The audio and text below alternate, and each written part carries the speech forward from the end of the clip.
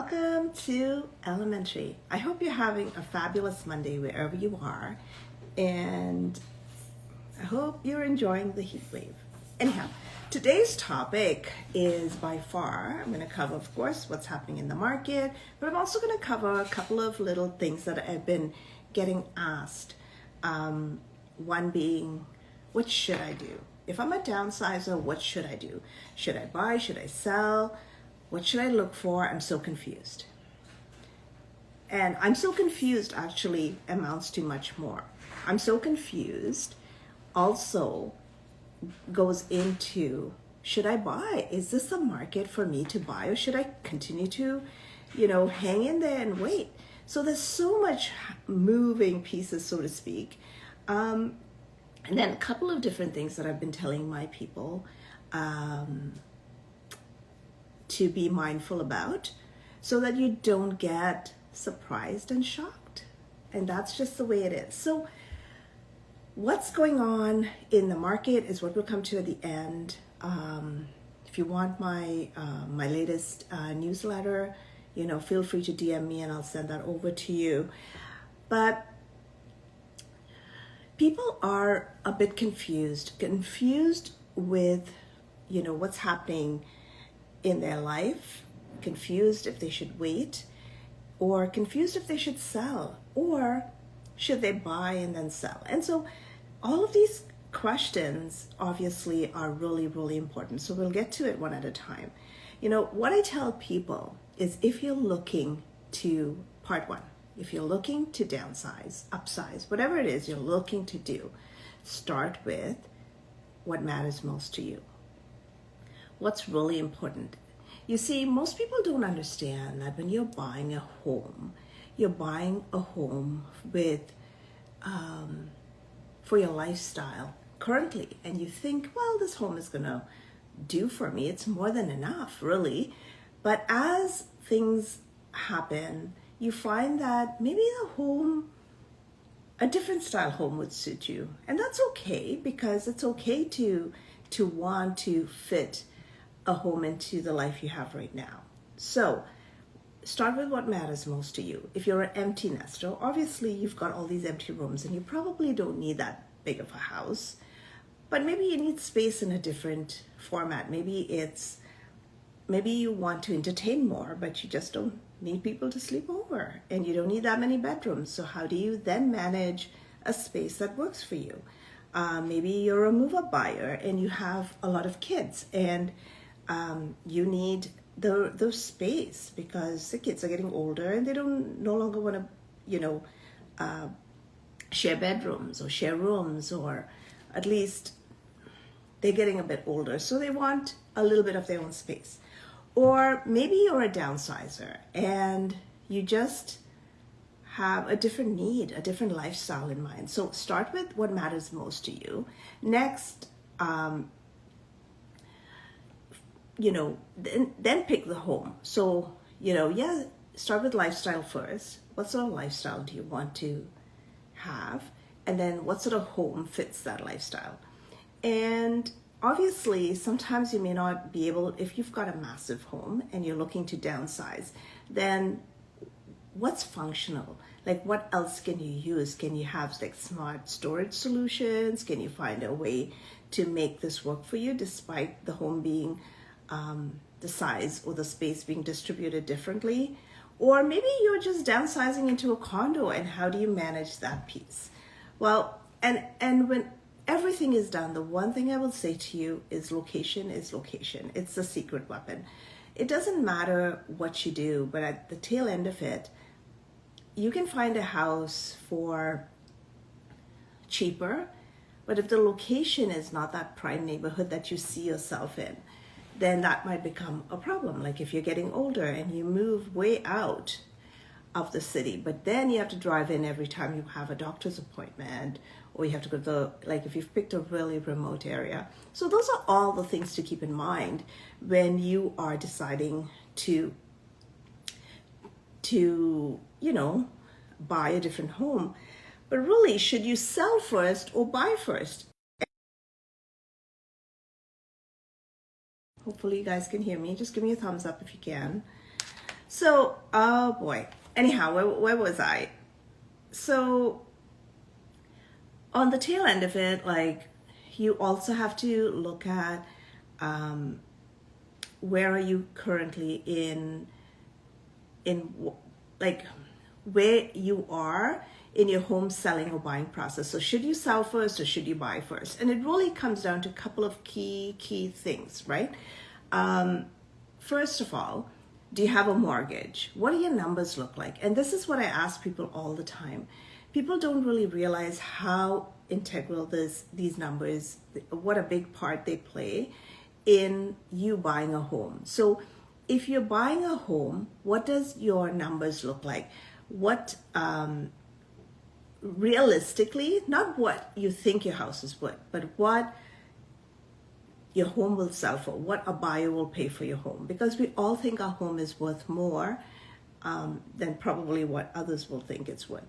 But do you have those big ticket items fixed? Like, do you have like a roof done recently, a new furnace, new appliances, new kitchen, all of those things? Like, now, a new kitchen is not something that will sell, don't get me wrong, but the big ticket items like furnace, roof, AC, patio, driveway, and all of those things will make a big difference if you don't have your numbers up front. So what I would say is, have your numbers, know what you're getting, do a bit of a session with whoever you're going to work with, right? Like, figure out what realistically you would get for your home. What are some of the costs associated? What sort of mortgage you have left on your current property? And then what you're looking to buy. And will you be having another mortgage, and how much of a mortgage? And at the end of it, I always tell people to be prepared with a bridge plan in mind, like to bridge your mortgage.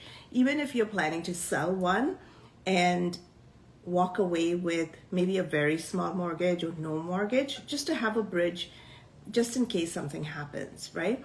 These days, sometimes people will like take these long closings, and on the 11th hour, we're running into trouble. So it's important to have a plan in place just in case the other party doesn't come through. But really, when you're looking, should I buy first or sell first? What it comes down to is preference. In the market that we have today, being that we are in a buyer's market, I would say sell first and then buy. That way you know exactly what you have in your hand, and then you can decide what can you afford to buy with that. It's a bit risky to buy before you sell. Now, there are some people who money is not an object for them. They have the money, they know that this is not going to be an issue for them, and they really want to be able to get that perfect home for themselves before they sell their home, because they love their home. So, and in those cases, if you absolutely have no risk with money and you think, hey, I can do this, then go ahead, buy before you sell. But if you're the regular everyday person who needs the proceeds from one home to pay for the next home, then you would need to sell before you buy. So the other thing too is try to be open-minded to all of this stuff. I know it can be so overwhelming, and a lot of people think that it's not as hard, and it's not as, and if you don't feel it's hard, it's because whoever you're working with has made it very easy for you, right? Because really, if you work with a realtor, you're really not dealing with showings and all of those, vetting people, looking through the documents, reading through them, coming up with, you're not doing all of that. You're just really getting into the money part of it, really, and the conditions. So conditions are back. So if you're a buyer, you're looking to get out there and start looking for a home. I mean, last month the numbers actually jumped up a bit. Now, that doesn't really say much. It could be that people have been waiting for a while and they just realize that it's time for them to just go for it. But there are still deals to be had. There are deals to be had. Having said that, how long it will last, no one knows. No one knows when this buying frenzy starts and when everyone will just wake up and start saying, hey, I want to buy. Because right now, I think people are very relaxed with the buying process. They're like taking their time, they're putting conditions. Even I've noticed myself, even like homes with an offer process, not every home is getting like huge offers above asking or any of that. And they still have conditions on it. So it's still, in that range. The other part too is that pricing is pricing. The ones who are staying on the market, they are not priced well. And that's why they're saying, or they're not showing well, or something's up with them. That's why they're not moving. They're not moving as quick. Don't think you're going to put your house on the market and 24 hours later you're going to get sales. And the other thing I will say to you is if you think just sticking a sign in your front yard is going to sell your home, that is not going to happen either. You really need a good marketing plan and a solid marketing to happen behind the scenes to bring in those buyers for your property. So, in that case, what's happening in the real estate market? So right now, job numbers are down. The previous month, job numbers were up. And so job numbers came in low. And so I'm not quite sure what's going to happen at the next announcement. But there's been some shifts in the mortgage rates. Like the mortgage rates were pretty high. Like they were not going down. But with this job announcement, I'm hearing there are a few banks that are dropping their rates, which is interesting. And I don't think the rates are going to become much more different than what you see currently, right? I think the rates are going to be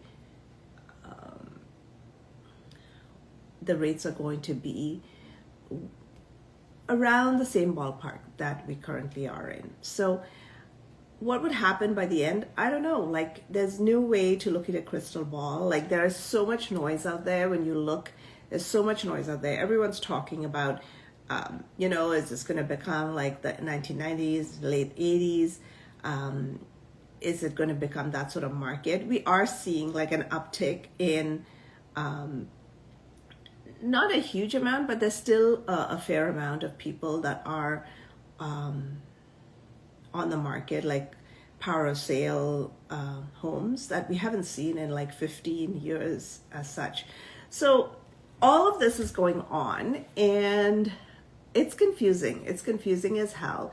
And I would say to you that if you're looking to buy or sell, you have to be strategic. You have to be, rule number one is if you're looking to buy, your money has to be solid. You have to go get pre-approved, none of this like, oh yeah, when you have an offer, come to me then. No. You have to go to someone who's willing to put in the work and get you pre-approved on an amount so you know exactly what you can go shopping with. And none of this like, oh yeah, you're fine. You have like, sometimes people don't realize, right? Because the regular everyday person doesn't realize like, okay,